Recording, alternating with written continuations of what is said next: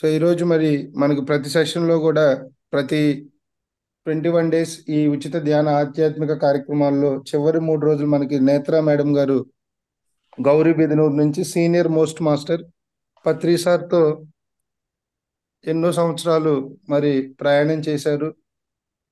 Madam గారి ధ్యానంలోకి వచ్చాక మేడం గారి ప్రొఫెషన్ వచ్చేసి ప్రొఫెసర్గా వర్క్ చేస్తూ ఉన్నారు. అట్లాగే ఎంతోమంది స్టూడెంట్స్కి మరి ఎంప్లాయీస్కి ఈ ధ్యానాన్ని జ్ఞానాన్ని అందిస్తూ విశేషమైన సేవలు చేస్తూ ఉన్నారు.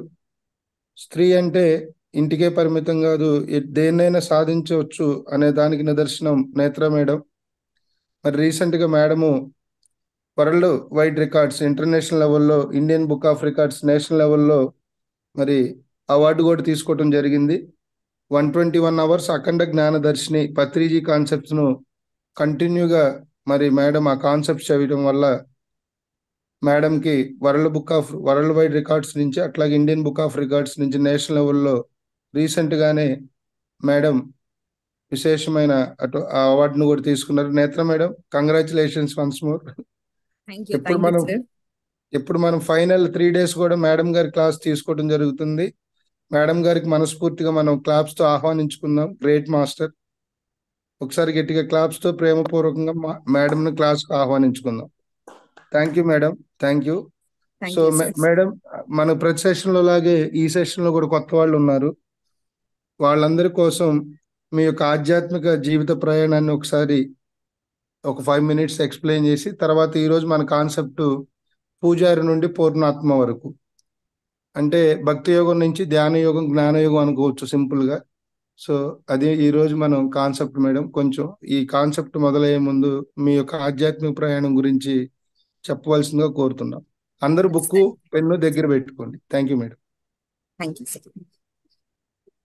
ముందుగా మనందరి గురుగారైన బ్రహ్మర్షి డాక్టర్ సుభాష్ పత్రిజీ గారి ఆత్మ చైతన్యానికి మరియు గురుమాత స్వర్ణమాల పత్రి అమ్మగారికి నా ఆత్మ అనంత కోటి ప్రణామాలను తెలియజేస్తూ, ఇక్కడ విచ్చేసి ఉన్న అంత ధ్యాన బాంధవులకు, యూట్యూబ్ లో వింటున్న ధ్యాన బాంధవులకు, హాస్టల్ మాస్టర్స్ కు అందరికీ కూడా నా హృదయపూర్వక నమస్కారాలు. మాస్టర్స్, చాలా అద్భుతమైన ధ్యానం మనం చేసుకున్నాం. ధ్యానం ద్వారా జ్ఞానం, జ్ఞానం ద్వారా ముక్తి. ధ్యానం చేస్తే జ్ఞానం ఎలా వస్తుంది అంటే, మనకు తెలిసిన ఒక జ్ఞానమే మనకు స్పష్టంగా అర్థం చేసుకోవడానికి, దాన్ని రిసీవ్ చేసుకోవడానికి శక్తి మనకు ఆ ధ్యానం అందిస్తుంది మాస్టర్స్. అందుకని ఏ పని చేయడానికైనా ముందు ధ్యానం, ఏ పనైనా ముక్తాయం చేసేటప్పుడు ధ్యానం, ముఖ్యంగా ఈ జ్ఞానాన్ని పొందేటప్పుడు ధ్యానం చాలా చాలా అవసరం మాస్టర్స్. ఏదైనా సరే మనం తెలుసుకుంటున్నాము అంటే దాన్ని సరైన విధానంలో లేదా యథావిధిగా అర్థం చేసుకునే స్థితి, ఆ ఒక శక్తి మనకు ధ్యానం ఇస్తుంది మాస్టర్స్. అంత చక్కటి ధ్యానం ద్వారా మనమందరం కూడా జ్ఞానాన్ని పొందుతున్నాం. జ్ఞానం అంటే ఏంటి? మనకు తెలియంది తెలుసుకోవడం. మనం అనుకుంటాం మనకేం తెలీదు అని, కానీ మనకు అన్ని తెలుసు. కానీ భూమి మీదకి వచ్చాను చూడండి, అన్నీ మర్చిపోయి ఉంటాం. ఆ మర్చిపోయిన దాన్ని మెలకువ చేసుకోవడమే జ్ఞానం. జ్ఞానం పొందినప్పుడే మనకు తెలుస్తుంది ఏ స్థితిలో మనం ఉన్నాము, ఇంకా ఏమేం మనం పొందాల్సి ఉంటుంది, ఈ ఆధ్యాత్మిక పరంగా ఎలా మనం జీవనాన్ని సాగించాలి. ఇవన్నీ, ఈ సత్యాలన్నీ కూడా మనకు జ్ఞానం ద్వారానే తెలుస్తుంది. ఆ జ్ఞానం తెలిసింది, ఆ సత్యాలు మనం తెలుసుకున్నామంటే ఇంకా మనం ఆత్మస్థితి నుంచి పూర్ణాత్మ స్థితికి చేరుకోవడం, పూజారి స్థితి నుంచి పూర్ణాత్మ స్థితికి చేరుకోవడం మాస్టర్స్. దీనికంటే ముందు నా ఒక ఆధ్యాత్మిక ప్రయాణాన్ని మీ అందరితో పంచుకోవడానికి ఇష్టపడతాను మాస్టర్స్. శివ సార్ అన్నారు, ఇప్పుడు చాలా ఏళ్ల నుంచి ధ్యాన మార్గంలో నేనున్నాను. మరి అలాగే పత్రిజీ గురుగారితో నా ప్రయాణం చాలా బాగా జరిగింది అని. నిజంగా చాలా అద్భుతంగా అనిపించింది శివ సార్ మీరు ఆ మాట అంటుంటే. ఎందుకంటే ఇదివరకు నేను నన్ను నేను రిస్ట్రిక్ట్ చేసుకునేదాన్నేమో. ఆ రిస్ట్రిక్షన్ అవసరం లేదు. నేను పత్రి సార్ని ఒక్కసారి చూశాను సార్. మీరు నమ్ముతారో లేదు, ఒకే ఒకసారి చూశాను. అది 2020లో దూరం నుంచి చూశాను. ఆయనతో మాట్లాడింది కూడా లేదు నేను. యాక్చువల్గా నాకు ధ్యానం ముందు పరిచయం అయింది 2008లో. కానీ అప్పుడు 2008లో నేను స్టూడెంట్ గా ఉన్నప్పుడు మా లెక్చరర్ ఈ ధ్యానం మాకు చేయించేవారు. నేను ఎన్ఎస్ఎస్ లో విద్యార్థినిగా ఉండేదాన్ని. అక్కడ మాకు ఇంట్రొడ్యూస్ చేసేవారు. మరి అలాగే ఓ రోజు గురు పౌర్ణిమకు వెళ్ళాను బాబా టెంపుల్ కు. అక్కడ మా ఊర్లో మెడిటేటర్స్ అక్కడ వచ్చారు. అంతే డిస్కస్ చేస్తున్నారు అనమాట. చాలా బాగుంటుంది మెడిటేషన్. మెడిటేషన్ చేయడం వల్ల చాలా చాలా అద్భుతాలు జరుగుతాయి. పైగా గురు పౌర్ణిమ ఇవాళ.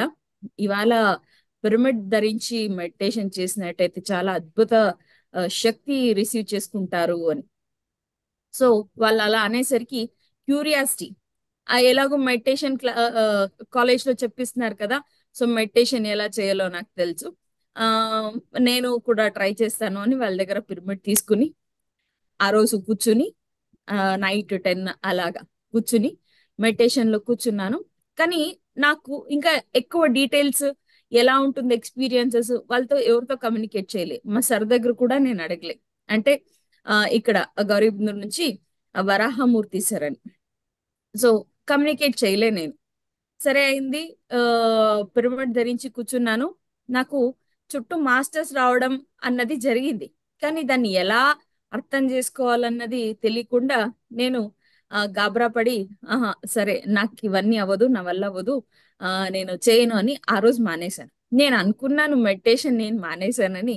కానీ మెడిటేషన్ మెడిటేషన్ ద్వారా పొందవలసిన జ్ఞానం ఏవైతే ఉందో అది ఎప్పుడు కూడా నా నన్ను వదలలేదు అన్నది మళ్ళీ ధ్యానం మొదలెట్టాకే నాకు అర్థమైంది మాస్టర్స్. అంటే 2008 నుంచి 2020 వరకు కూడా నా మొత్తం లైఫ్ లో జరిగిన సంఘటనలు ఇవన్నీ కూడా నేను ఆ అర్థం చేసుకున్నట్టయితే, వాటిని గమనించుకున్నట్టయితే, చూడండి, ఎరుకతో గమనించడం ఎరుకతో గమనించకపోవడం వల్ల ఉన్న డిఫరెన్స్. అప్పుడు నేను ఎరుకతో గమనించలేదు ఎందుకు ఇలా అవుతుంది నా లైఫ్ లో. ఎలా అన్ని ఛాలెంజెస్ వచ్చాయి, చాలా ఛాలెంజెస్ వచ్చాయి. మానం అవమానం, మరి ఆ నేను కొన్ని డెసిషన్స్ తీసుకోవడం కూడా నా లైఫ్ లో, మరి ఇంట్లో వచ్చే ఒక ఛాలెంజెస్, సొసైటీలో వచ్చే ఛాలెంజెస్, ఇలాంటివన్నీ ఫేస్ చేశాను అనమాట నేను. సో ఎలా అప్పుడు నేను వాటిని ఎలా రిసీవ్ చేసుకున్నానంటే, అరే ఏంట్రా నాకు ఇలాంటి పరిస్థితి, ఎందుకు, నేను ఏం చేశానని ఇలా రిసీవ్ చేసుకున్నాను. కానీ 2020లో ధ్యానం ఆ మళ్ళీ చేయడం ప్రారంభించిన తర్వాత ఆ సిచ్యుయేషన్స్ అన్ని అర్థం చేసుకుంటే, గమనిస్తూ వస్తుంటే నాకు తెలిసింది ఆ, ఎలా ఒక మనిషి పరిస్థితిలో ఎలా ఉండాలి, ఏం చేస్తే ఆ జ్ఞానం పొందుతారు, ప్రతిదానికి రియాక్ట్ అవుతే ఎలా ఉంటుంది, రెస్పాండ్ అవుతే ఎలా ఉంటుంది, పలానా సిచ్యుయేషన్స్ వచ్చినప్పుడు కష్టంగా ఫీల్ అవ్వాలా, లేకపోతే ఆ సిచ్యుయేషన్ నుంచి ఎక్స్పీరియన్స్ తీసుకొని జ్ఞానాన్ని పొందాలా, ఇవన్నీ కూడా ఎరుకతో మళ్ళీ గమనించడం వల్ల ఆ జర్నీ మొత్తం నాకు జ్ఞానం ఇవ్వడానికే వచ్చింది. ధ్యానం ద్వారా మొదలైంది. మళ్ళీ ధ్యానాన్ని పునః ప్రారంభించిన తర్వాత అది నాకు తెలిసింది. ఈ మధ్యలో నేను నాన్ వెజిటేరియన్ గా ఉండేదాన్ని. నాకెవరూ చెప్పలేదు మానేమని. అండ్ మధ్యలో మెడిటేషన్ కూడా చేసేదాన్ని కాదు. శాకాహార జగత్ ఇటువైపు అడుగులేయాలన్నది కూడా నాకు తెలియదు. కానీ మానేశాను నేను మెడిటేషన్. 2020 మళ్ళీ మెడిటేషన్ చేయకుండా ముందే మానేశాను నేను. లేదు, వద్దు, ఇది సేవించడం మంచిది కాదు అని కంప్లీట్ గా మానేశాను. అండ్ 2020 తర్వాత మళ్ళీ నా జర్నీ చూసుకున్నట్టయితే చాలా చాలా అద్భుతాలు అసలు. నేను అలా మెడిటేషన్, రేణుకా మేడం అని వైజాగ్ నుంచి వాళ్ళు బెంగళూరులో ఉంటున్నారు. వాళ్ళ ఇంటికి వెళ్ళినప్పుడు వాళ్ళు మెడిటేషన్ చేసిన, వాళ్ళు మెడిటేటర్స్, ఎంటైర్ ఫ్యామిలీ మెడిటేటర్స్ వాళ్ళు.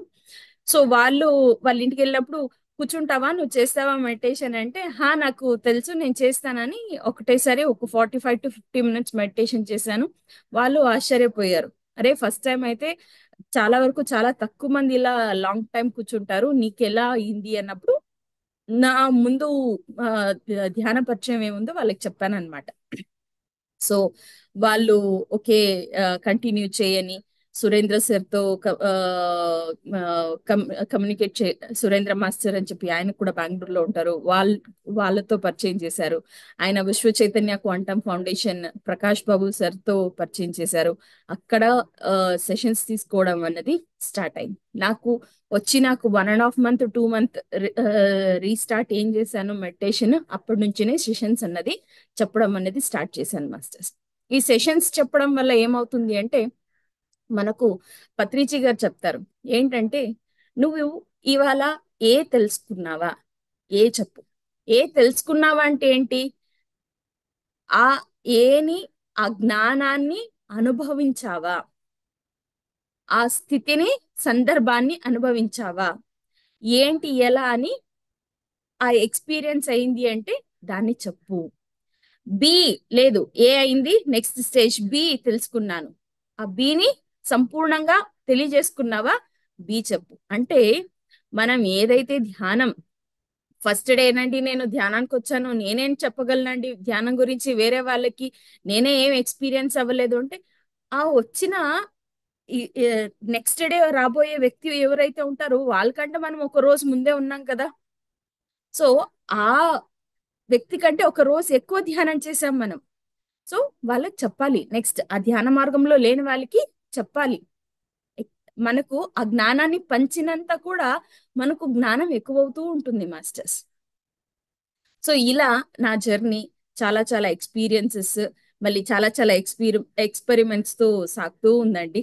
అండ్ 121 hours అయితే నిజంగా మాకు చాలా అద్భుతమైన అవకాశం యూనివర్స్ ఇచ్చింది అని చెప్పుకోవాలి. ఎందుకంటే 121 hours మేమేమి 121 మాస్టర్స్ కంటిన్యూస్ గా పత్రిజీ గారి విజ్డమ్ షేర్ చేశాము. అది దాదాపు ఆల్మోస్ట్ లాస్ట్ ఇయర్ అక్టోబర్ లో జరిగింది. దానికంటే 1 year ముందు ఆ ఒక ప్రోగ్రామ్ అవ్వాలి అని చెప్పేసి మేనిఫెస్ట్ అయినా కూడా, ఆ 121 మాస్టర్స్ ఎవరైతే ఉన్నారో వాళ్ళందరికీ కూడా చాలా డీప్ క్లెన్జింగ్ అయింది. అంటే నేను ఏదైనా చెప్పాలి అన్నప్పుడు నాలో మలినాలు ఉంటే అది సంపూర్ణం అవ్వదు. అందుకని యూనివర్స్ ఎవరినైతే చూస్ చేసుకుంటుందో వాళ్ళందరినీ కూడా క్లెన్స్ చేస్తుంది. అంటే ఇప్పుడు మనం నీళ్లు పట్టుకోవడానికి ఒక బాటిల్ సెలెక్ట్ చేస్తాం అనుకోండి, ఆ బాటిల్ శుద్ధి చేయకుండా అలాగే నీళ్ళు పోసేస్తామా? లేదు కదా, దాన్ని శుభ్రపరుస్తాం కదా, శుభ్రపరిచి దాన్ని మనం మళ్ళీ నీళ్లు గురించి వాడుకుంటాం. అలానే యూనివర్స్ ఎవరినైతే సెలెక్ట్ చేసుకుంటుందో కొన్ని కొన్ని పనులకి ఇప్పుడు మనం ఈ ధ్యానం ఇక్కడ ఆల్మోస్ట్ దాదాపు 80 మంది ఉన్నామండి. 80 మందిని యూనివర్స్ సెలెక్ట్ చేసుకుంది. అలాగే ప్రతి ఒక్కరిని యూనివర్స్ ఆయా స్టేజ్ లో సెలెక్ట్ చేస్తూ ప్రతి ఒక్కరిని కూడా ధ్యానులుగా మార్చాలనేది ఉద్దేశం. ఎందుకంటే ధ్యాన మార్గం ద్వారా జ్ఞాన మార్గం, జ్ఞాన మార్గం ద్వారా ముక్తి. ముక్తి అంటే మనం సంపూర్ణమైన ఆత్మస్థితిలో ఉన్నామన్న జ్ఞానాన్ని పొందటమే ముక్తి. ఈ జనన మరణ చక్రాలు, ఈ సైకిల్ ఏమైతే ఉందో ఆ సైకిల్ ను దాటి మనం బయటికి రావడమే ముక్తి. మనం ఆ పూర్ణాత్మ అంశాలం మనం అన్న జ్ఞానాన్ని పొందడమే ముక్తి. ఆ స్థితికి మనం చేరుకుంటామండి. సో అలానే మాకు 121 మాస్టర్స్ ని యూనివర్స్ సెలెక్ట్ చేసుకుని మాకు చాలా విధంగా క్లెన్సెస్ అన్నది జరిగింది. క్లెన్స్ అంటే ఒక ఫిజికల్ ఛాలెంజ్, లేదంటే హెల్త్ డిటోరియేట్ అవ్వడం కానీ ఇలాంటివి. అంటే ఆ ఛాలెంజ్ వచ్చినప్పుడు మేము ఎలా రిసీవ్ చేసుకుంటాము, మళ్ళీ సాధారణంగానే ఆలోచిస్తామా, లేకపోతే ఈ ఒక స్థితి నుంచి మేము ఏదో నేర్చుకోవాలి లేదా ఎక్స్పీరియన్స్ పొందాలి అనే ఒక క్రైటీరియాలో ఉంటామా, ఎలా ఉంటాము అన్నదాన్ని మనకు అలా అర్థం చేసుకోవాల్సి ఉంటుంది మాస్టర్స్. సో ఇలా నా ఈ యొక్క ధ్యాన మార్గం అన్నది జరుగుతుంది. అండ్ ఎస్, శివ సార్ చెప్పిన మాట, ఈ ఎంటైర్ జర్నీలో ముందు స్టార్టింగ్ డేస్ లో నేను అనుకునేదాన్ని, అరే ఏంట్రా బాబు, ఓసారి కూడా ఆయన్ని నేను పలకరించింది లేదు, ఎవరిని, పత్రిజీ గారిని పలకరించింది లేదు ఎలా అని. కానీ ఎప్పుడు కూడా స్టార్టింగ్ లో ఫీల్ ఉన్నప్పుడు తర్వాత నాకు ఎక్స్పీరియన్సెస్ రావడం జరిగింది. ఎలా అంటే, ఎందుకు అనుకుంటావు అసలు నువ్వు నన్ను పలకరించలేదని? ప్రతినిత్యం నా చైతన్యం నీ చైతన్యంతో కనెక్ట్ అయి ఉంది కదా, నేను వేరు నువ్వు వేరు అని ఎందుకు అనుకుంటావు? నేను ప్రతి ఒక్కరిలో ఉన్నాను, అలాగే నీలో కూడా నేనే ఉన్నాను, నేనే నువ్వు, నువ్వే నేను అన్నట్టుగా ప్రతి సందర్భంలో కూడా పత్రిజీ గారు మా మెసేజ్ ఇవ్వడం అన్నది జరుగుతోంది. అండ్ అలానే ఆ ఒక విజ్డమ్ అనేది కూడా రావడం జరుగుతుంది మాస్టర్స్. సో ఇంత అద్భుతమైన జర్నీ, ఈ మార్గానికి, ఈ మార్గ నిర్దేశనం నిజంగా ఆయన 40 సంవత్సరాల కిందట ఈ అందరికీ కూడా ధ్యానం అన్నది రావాలి, ధ్యానంతో జ్ఞానం అన్నది రావాలి, ప్రతి ఒక్కరు కూడా ఈ ఒక జ్ఞానంతో జీవించకపోవడం వల్ల ఎలాంటి ఇబ్బందులు లేదంటే ఎలాంటి అద్భుతమైన జీవితాన్ని కోల్పోతున్నారు. సింపుల్ గా, చాలా చాలా సింపుల్ గా చెప్పుండకపోతే మనం అందరం కూడా ఇవాళ ఈ బెనిఫిట్స్ ని గాని, ఈ అద్భుతమైన మార్గంలో గాని ప్రయాణం చేసేవాళ్ళు కాదు మాస్టర్స్. సో ఆయనకి నిజంగా మన ఆత్మ హృదయపూర్వకంగా కృతజ్ఞతలు తెలియచేయనే చేయాలి. ఎప్పటికీ కూడా గురువు గారిని మర్చిపోవడం గాని, విస్మరించడం గాని, ఆయన చెప్పింది పట్టుకుంటే చాలు, ఆయన్ని పట్టుకోవాల్సిన అవసరం లేదు, ఆయన్ని చెప్పింది పట్టుకుంటే చాలు, ఎంతో అద్భుతం అది.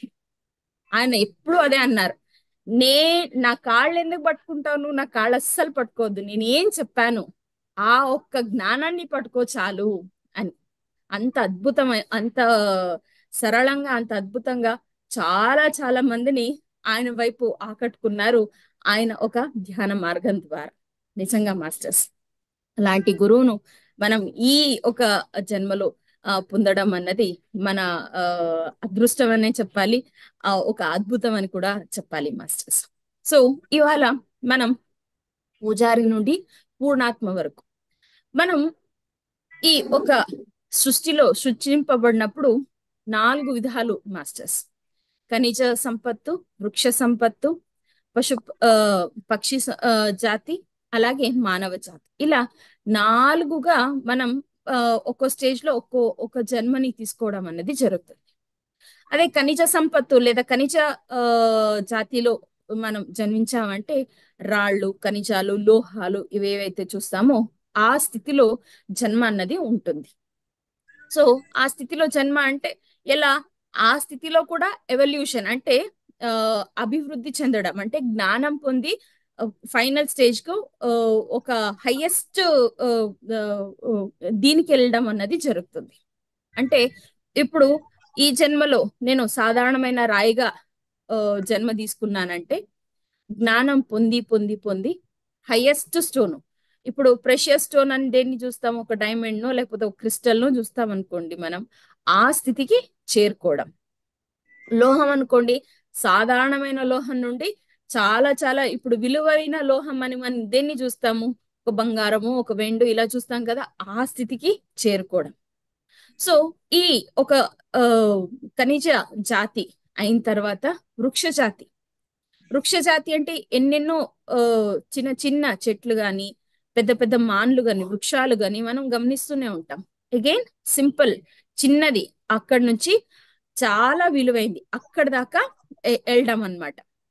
మరి అలాగే పక్షి జాతిలో కూడా సాధారణమైన పక్షుల నుండి ఏంజల్స్ దాకా ఎవల్యూట్ అవ్వడం. మరి అలాగే నెక్స్ట్ మన మానవ జాతి. మానవ జాతి అన్నప్పుడు మనం అందరం కూడా ఇక్కడైతే జన్మ తీసుకున్నామో మనకు ఈ భూమిని ఎంచుకోవడం అన్నది ఎలా జరుగుతుంది అంటే మాస్టర్స్, మనం ఏం చేసినా చేయకపోయినా మన ఆత్మ అన్నది పురోగమనం చెందుతూనే ఉంటుంది. అంటే ఒక స్టేజ్ నుంచి ఇంకో స్టేజ్కి వెళ్తూనే ఉంటుంది. కానీ వేరే లోకాల్లో ఉన్న ఆత్మలకు భూలోకంలో ఉన్న ఆత్మకు డిఫరెన్స్ ఏంటి అంటే, వేరే లోకంలో ఉన్న ఆత్మ దాదాపు 1000 ఏళ్ళు తీసుకుంటే ఒక స్టేజ్ పురోగమనం చెందడానికి, మనం భూమి మీద ఉన్నాం కదా, మనకు 100 ఏళ్లలో అది సిద్ధి అవుతుంది మాస్టర్స్. ఎందుకు అంత డిఫరెన్స్ వేరే లోకాలకి భూలోకాలకి అని చూస్తే, భూలోకంలో ఉన్నది మాయాపుర. మనం అందరం కూడా జన్మ తీసుకోవడానికంటే ముందు మనం ఈ జన్మలో ఏం ఏం చెయ్యాలి, ఈ జన్మలో ఎలాంటి అనుభవాలు పొందాలి, ఈ జన్మలో ఎలాంటి వ్యక్తులతో మనం కలవాలి, ఈ జన్మలో నా తల్లిదండ్రులు ఎవరు, ఈ జన్మలో నా తోబుట్టులు ఎవరు, ఈ జన్మలో నా లైఫ్ పార్ట్నర్ ఎవరు, నా పిల్లలు ఎవరు, నా స్నేహితులు ఎవరు, నా బంధువులు ఎవరు, ఎలాంటి వ్యక్తులతో నా పరిచయం ఉండాలి, నేను ఎలా జీవించాలి, నేను ఎలాంటి అనుభవాలు పొందాలి, ఇవన్నీ కూడా మనం ప్లాన్ చేసుకుని ఉంటాం మాస్టర్స్. ఇవన్నీ కూడా ప్లాన్ చేసుకుని ఉంటాం.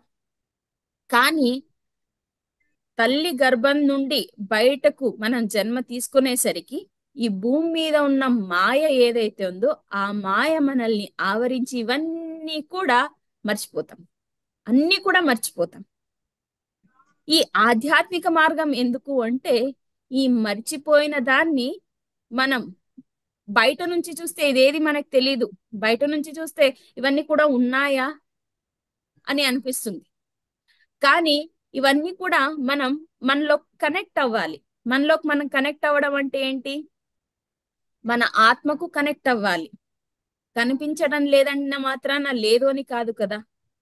కానీ లేనిది పని చేయడం మానేసింది అనుకోండి, లేదా దాన్ని గమనించడం మానేసాం అనుకోండి, మనం అసలు ఉండం. గాలి లేదు కానీ శ్వాస తీసుకుంటున్నాం. మనం అనుకుంటాం ఏంటది, మన బాడీకు కంప్లీట్ గా సిగ్నల్స్ ఇవ్వడం మన బ్రెయిన్ అని.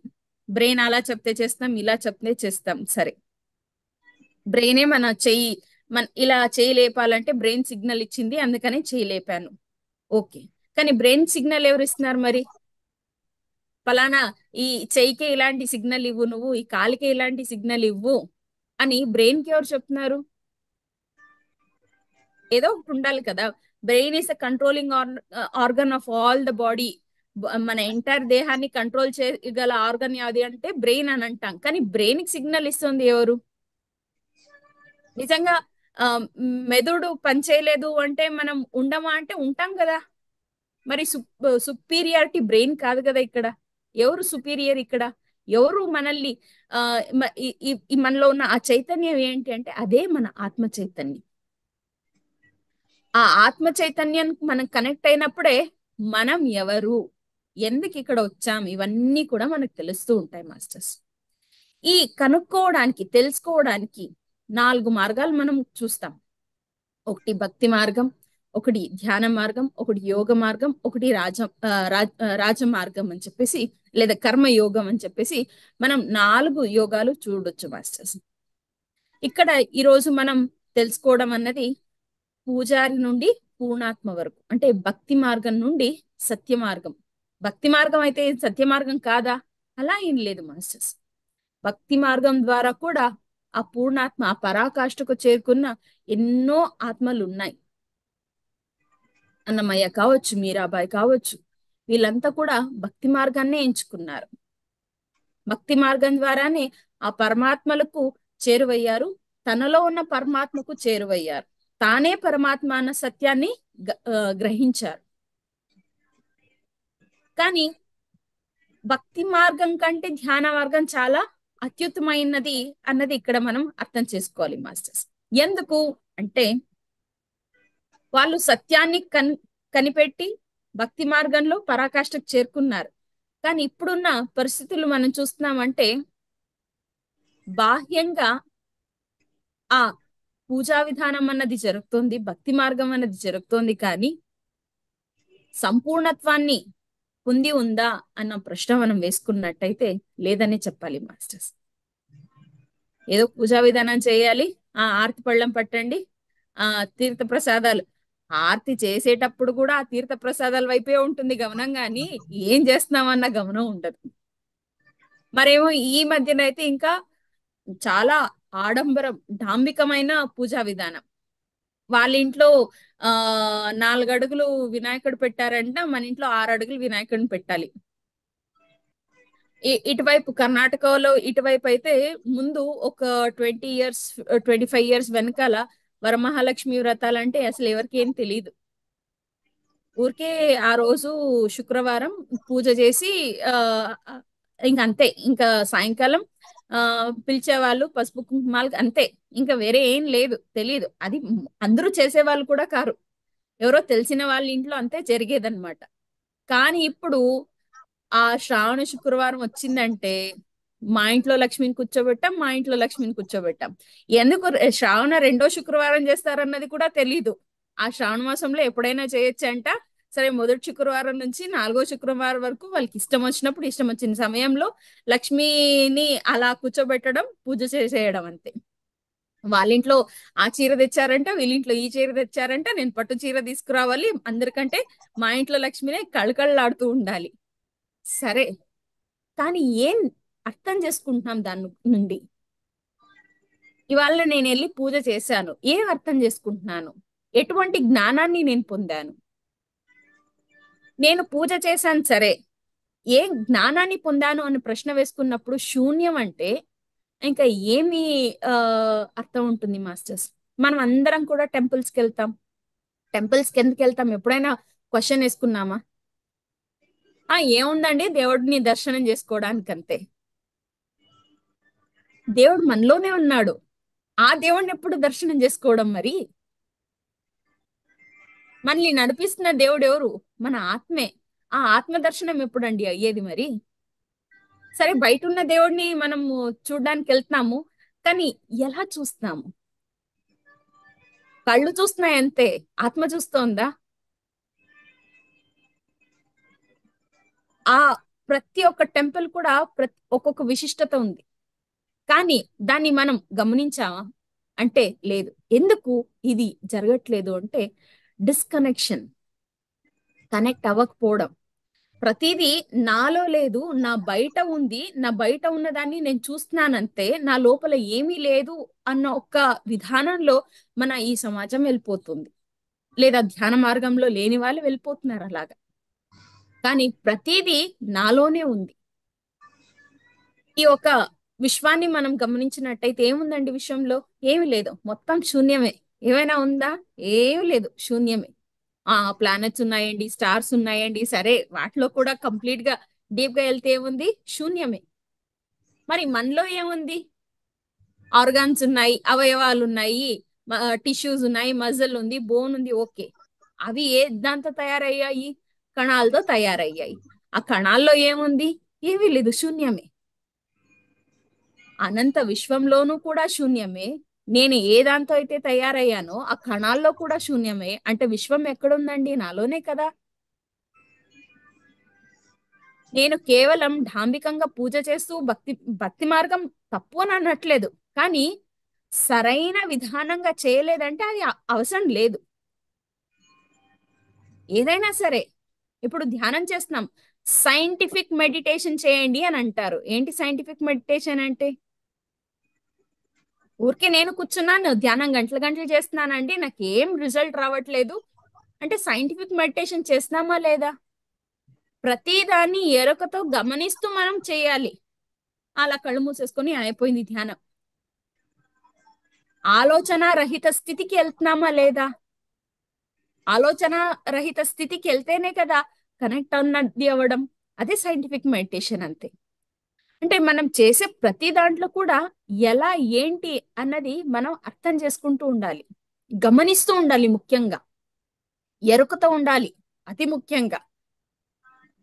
ఆ ఎరుక గమనిక లేదంటే మనం ఏం చేసినా లేదండి, ఇంకా దానివల్ల ఏ యూజ్ లేదు. ఇప్పుడు జరుగుతున్నది కూడా ఈ భక్తి మార్గంలో, లేదా ఈ పూజారి పూజారి అయి అంటే ఏంటి ఇంకా? అసలే ఎలాగా? ఊరికే ఒక హారతి చేసేయడం, అందరికీ పంచేయడం.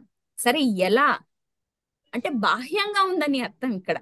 పూజారి అన్న పదం ఎలా అర్థం తీసుకోవాలి అంటే బాహ్యంగా అంతే, అంతరాత్మతో కనెక్ట్ అయ్యి కాదు. అలా ఉన్నామంటే మనం ఇప్పటికీ కూడా సత్యం వైపు ప్రయాణం చేయడం కష్టం మాస్టర్స్. అందుకని ఎప్పుడు కూడా పూజారి స్థితి నుండి పూర్ణాత్మ స్థితికి రావాలి మనం. బాహ్యంగా డాంబికంగా కాకుండా మనకు కనెక్ట్ అయ్యి, ఆ ఆత్మకు కనెక్ట్ అయ్యి, ఆత్మే మనం, దేహం కాదు మనం, శరీరం కాదు మనం, మనం ఆత్మ పదార్థం అన్న ఒక సత్యాన్ని మనం గ్రహించాలి. గ్రహించడంతో పాటు ఆ సత్యంలో మనం జీవించాలి. ఇవాళ మనం ధ్యానం చేస్తున్నాం, జ్ఞానాన్ని పొందుతున్నాం, ఎంతవరకు మనం ఆచరణలో పెడుతున్నాం అన్నది ఇది చాలా చాలా ఇంపార్టెంట్ అండి. ఇన్ని చేసి మనం ఆచరణలో పెట్టలేదంటే మనం పూజారులు అయిపోయాం. ఇంకా అందరికీ హారతి చేసి ఇచ్చినట్టు అలానే అయిపోతాం. ఆచరణలో పెట్టలేనిది ఏది కూడా సంపూర్ణత్వాన్ని పొందలేదు, గ్రహించలేదు. ఆచరణలో పెడితేనే అది కంప్లీట్నెస్ అన్నది పొందుతుంది మాస్టర్స్. మరైతే ఆచరణలో పెట్టాలి అంటే నేను పూర్ణాత్మ వైపు అడుగులేయాలంటే ఎలాగా? చేసే ప్రతిదీ కూడా ఎరుకతో గమనించడం. దీనికంటే చాలా చాలా ఇంపార్టెంట్. మనం కొన్ని స్థితులు గమనించుకున్నామంటే ఒక ఆత్మ ధ్యాన మార్గంలోకి రాకముందు అనాథ స్థితిలో ఉంటుంది. మనం ఏమనుకుంటాం? అనాథ అంటే సామాన్యంగా తల్లిదండ్రులు లేని వాళ్ళు, బంధువులు ఎవరు లేని వాళ్ళు అనాథలు అని అంటాం. ఆ వా తనకి ఎవరు లేరులే, తన అనాథ. కానీ ఆధ్యాత్మికంగా అనాథ ఎవరో తెలుసా? తాను ఆత్మ పదార్థం అని కనుక్కోలేని వ్యక్తే ఇక్కడ అనాథ. ఎంత చేసినా ఏం చేసినా నాకు ఎవరు లేరండి, ఎవరు లేరంటే, అరే ఎవరున్నా లేకపోయినా ఏమి, నీకు నువ్వు ఉన్నావు కదా. నీకు నువ్వు ఉన్నావు అంటే ఏంటి అర్థం? అక్కడ నువ్వు ఆత్మ పదార్థాన్ని, నీకు నీ ఆత్మ ఉంది కదా. దానికంటే ఎక్కువ ఇంకేం కావాలి? నాకెవరు లేరు అని అనుకునేవాడు అనాథ. ఎవరు లేరు అనుకునేవాడు అనాథ అని మనం అంటాం. కానీ నేను ఆత్మ పదార్థాన్ని అని తెలుసుకోలేని వాడు నిజమైన అనాథ. మరైతే ఎలాగే ఎవరు లేనివాడు అనాథ అంటే చాలా వరకు చాలా మంది చుట్టూ ఉంటారు, ఎప్పుడు కూడా వ్యక్తులు మధ్యలోనే ఉంటారు. తాను ఎన్నో సాధించినా కూడా, అందరూ తన్ని పొగిడినా కూడా తనకు ఒక విధమైన సమాధానం ఉండదు.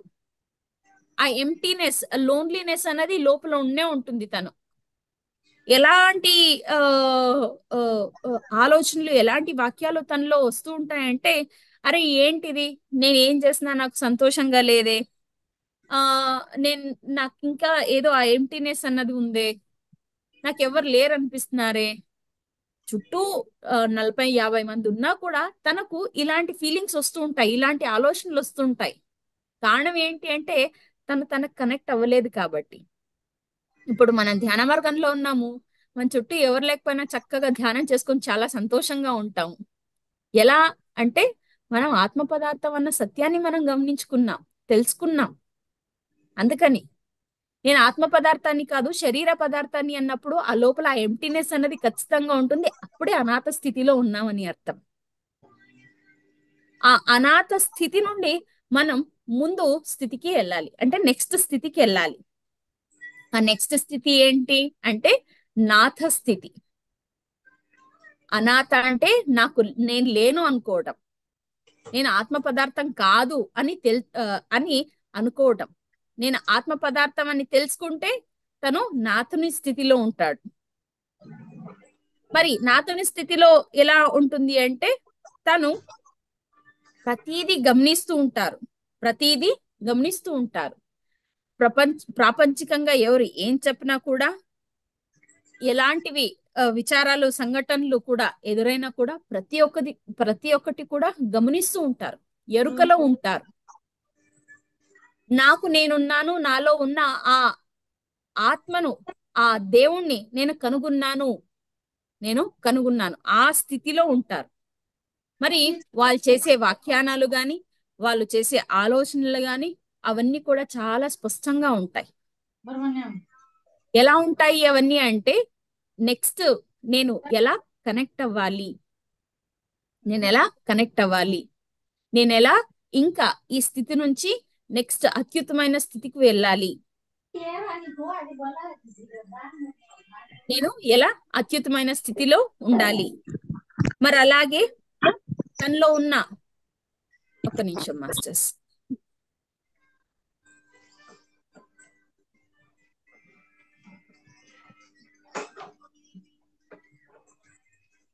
సురేష్ కుమార్ సార్ మ్యూట్ చేసుకుంటారా? Okay madam. రైట్. సో ఎలాంటి స్థితిలో నేనున్నాను, ఇవన్నీ కూడా ఆ నాథుని స్థితిలో తెలుస్తూ ఉంటాయి మాస్టర్స్. మరి అలాగే తనకున్న అంతర్వాణి అంటే ఆ ఆత్మ ఏమైతే వ్యాఖ్యానాలు చెప్తూ ఉంటుందో, ఏదైతే జ్ఞానాన్ని అందిస్తూ ఉంటుందో దాన్ని వినగల, దానికి రెస్పెక్ట్ ఇవ్వగల స్థితిలో ఉంటారనమాట. మరి ఆ అంతర్వాణికి అనుగుణంగా తాను చేంజ్ చేసుకుంటూ ఉంటారు. మనందరికీ ఇంట్యూషన్ పనిచేస్తుంది అంటే ముందు ఏం జరుగుతుందో మనందరికీ తెలుస్తూ ఉంటుంది. ఎలా తెలుస్తుంటుంది? కొన్ని సందర్భాల్లో అయితే ఆ ఎలాంటి ఫీలింగ్ లోపల ఉంటుందంటే అసలు సిచ్యుయేషన్ గాని వ్యక్తికి గాని ఇంకో దానికి గాని ఏ సంబంధం ఉండదు. సడన్ గా ఏదో ఒకటి మెసేజ్ లాగా మనకు వస్తుంది. అరే ఏంటి ఇది ఇలాగా ఏమైనా జరుగుతుందా అన్నట్టుగా ఉంటుంది. ఇంట్యూషన్ ఎవరు చెప్తున్నారు? అది మన అంతర్వాణి మనకు చెప్తుంది. ఆ అంతర్వాణికి మనం రెస్పెక్ట్ ఇవ్వడం నాతుని స్థితిలో ఉన్నప్పుడు జరుగుతుంది మాస్టర్స్. అంటే నేను ఒంటరి కాదు, నాకు నాకు నేనున్నాను, నేను ఆత్మ పదార్థాన్ని, విశ్వమంతా నాలో ఉంది. ఈ స్థితి ఇది తెలుసుకోవడమే నాతుని స్థితి. నాతుని స్థితిలో ఇంకోటి ఏమంటే సంపూర్ణత్వాన్ని సంతరించుకోగల శక్తి, అటువైపు అడుగులేయగల శక్తి మనలో ఉంటుంది మాస్టర్స్. చాలా అద్భుతం. నాతుని స్థితి నుండి మరలా మనం ప్రేమనాథుని స్థితికి చేరుకోవాలి. ప్రేమనాథుని స్థితి అంటే ఏంటి? నేను అనాథని కాదు, నాతుని, నాకు నేనున్నాను, నేను ఆత్మ పదార్థాన్ని అని తెలుసుకున్న తర్వాత నన్ను నేను ఉద్ధరించుకుంటే చాలా, నన్ను నేను ఉద్ధరించుకుంటే చాలా, ఈ సృష్టిని కూడా నేను ఉద్ధరించాలి కదా. ధ్యానం నేను నేర్చుకున్నాను, ధ్యానం నేను చేస్తున్నాను, జ్ఞానాన్ని నేను పొందుతున్నాను. ఈ జ్ఞానం నా వరకు చాలని చెప్పేసి నేను రిస్ట్రిక్టెడ్ గా కూర్చునేస్తే నేను చెప్పాలి కదా. అందరూ నా వల్లే ధ్యాన మార్గంలోకి రావాలి కదా, అందరూ నా వల్లే జ్ఞానాన్ని పెంపొందించుకోవాలి కదా. జ్ఞానం పంచినంత పెరుగుతుంది, తరగదు. ఈ సృష్టి నాతో పాటు సృష్టికి కూడా నేను ఉపయోగపడాలి అన్న ఒక స్థితిలో ఉండడమే ప్రేమనాథుని స్థితి. నాకు చాలా, అందుకనే మీరు ధ్యాన మార్గంలోకి వచ్చారా వెంటనే అందరినీ కూడా ధ్యాన మార్గంలో తెచ్చేసేయండి. ఏ నేర్చుకున్నారా ఏ గురించి చెప్పండి, బి నేర్చుకున్నారా బి గురించి చెప్పండి. అరే వాళ్ళంతా పెద్ద పెద్ద వాళ్ళు చాలా ఏళ్ల నుంచి చేస్తున్నారు, వాళ్ళకి చాలా జ్ఞానం ఉంది, అందుకనే వాళ్ళు చెప్తున్నారు. మేమేం చెప్పగలము? ఇక్కడ ఎవ్వరు గురువులు లేరు, శిష్యులు లేరు, అందరూ మాస్టర్సే, అందరూ మాస్టర్సే. నేను ఇవాళ జ్ఞానం పొందాను, నేను చెప్పగలను అంతే. సీనియరా జూనియరా ఏ ఉండదు. మీరిప్పుడు మీ అనుభవాలు చెప్తుంటారు కదా, ఆ అనుభవాలు నాకు జ్ఞానాన్ని అందిస్తాయి. నేను ఆ అనుభవాలు వింటున్నానంటే నాకెంతో జ్ఞానం. అరే నేను చెప్పే స్థితిలో ఉన్నాను, వీళ్ళు చెప్తే నేనేం వినాలి? అది చాలా తప్పు. ప్రతి ఒక్కరు ఏం చెప్పినా కూడా రిసీవ్ చేసుకోవాలి, అదే జ్ఞానం.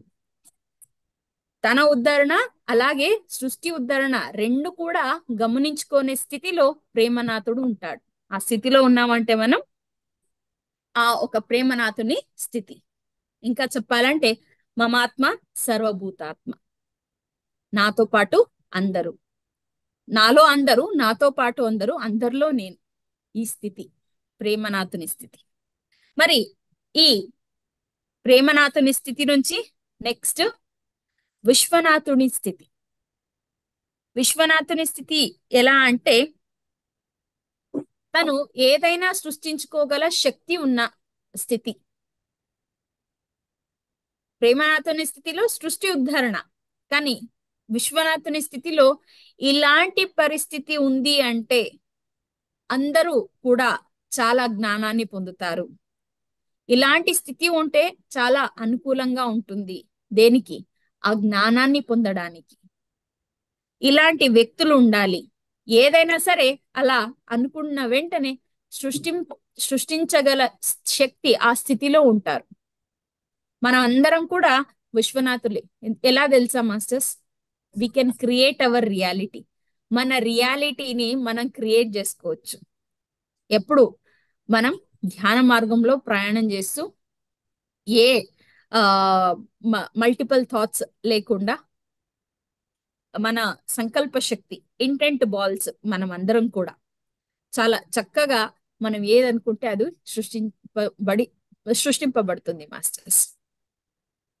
ఎలాంటి స్థితి కావాలంటే అలాంటి స్థితి సృష్టింపబడుతుంది.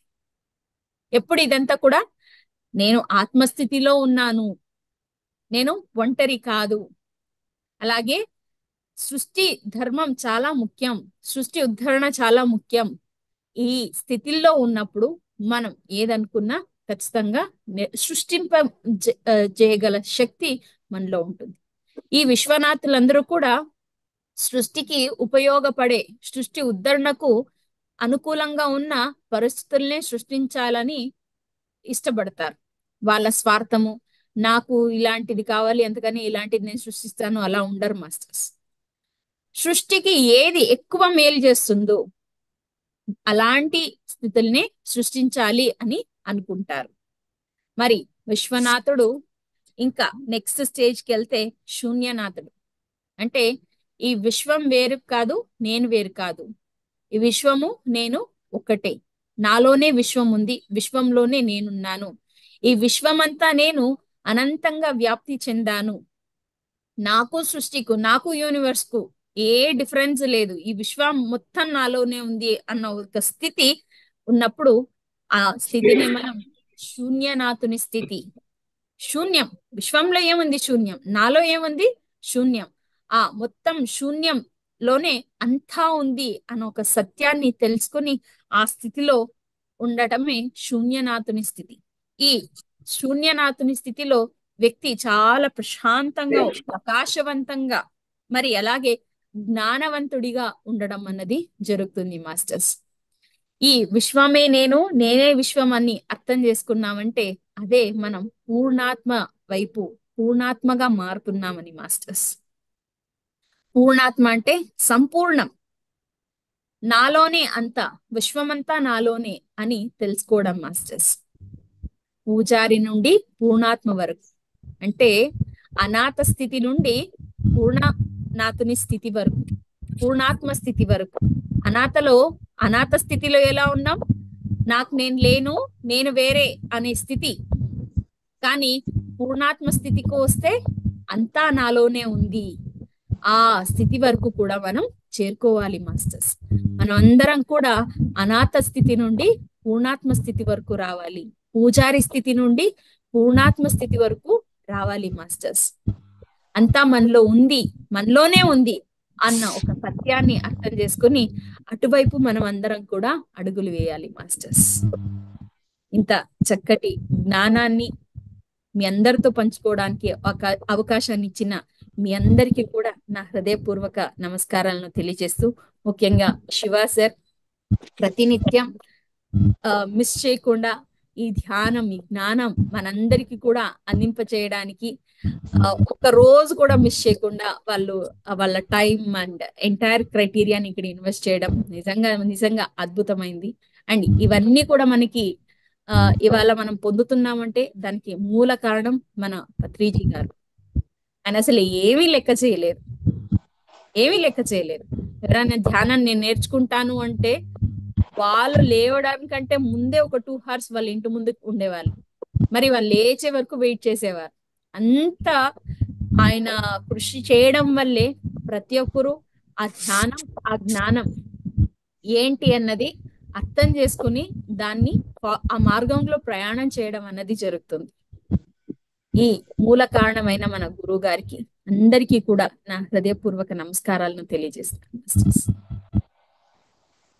Thank you madam, thank you so much. చాలా అద్భుతంగా చెప్పారు.